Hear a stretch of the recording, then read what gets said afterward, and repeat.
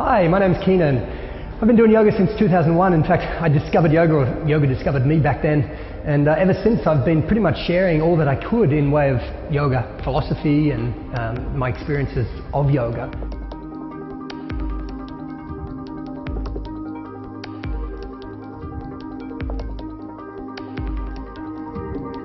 I've been teaching professionally for over 12 years. I've taught over 5,000 classes.